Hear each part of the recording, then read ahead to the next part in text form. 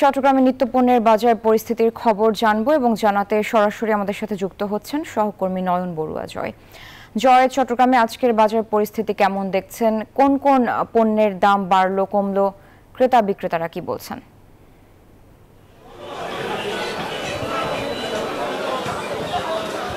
ধন্যবাদ সারা আপনাকে। এর আগের ঘন্টায় কিন্তু আমরা দেখানোর চেষ্টা করেছি চালের বাজার যেমনটা ঊর্ধ্বগতি, তেমনিভাবে ডিমের বাজারে আমরা এসেছি। ডিমও অনেক গতিতে তারা বিক্রি করছেন। আমরা দেখছি এখন কিন্তু ডিম বিক্রি করছে তারা ডজন প্রতি 155 টাকা করে বিক্রি করছে, যেখানে 140 থেকে 45 টাকা 145 টাকা পর্যন্ত বিক্রি করেছিল, কিন্তু এখন 155 টাকা পর্যন্ত তারা ডজন বিক্রি করছে। হাঁসের ডিমের দাম এনজিওর কিস্তি প্রথমবার বিকাশ পেমেন্ট করলেই 20 টাকা ইনস্ট্যান্ট ক্যাশব্যাক।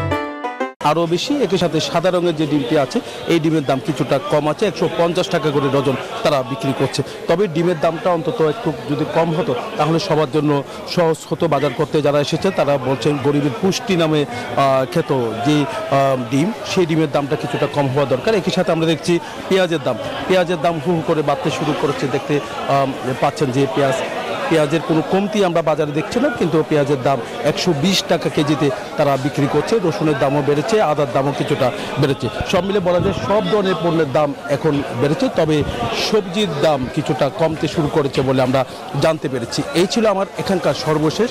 ফিরে যাচ্ছি স্টুডিওতে সারার কাছে। জয়, আপনাকে ধন্যবাদ।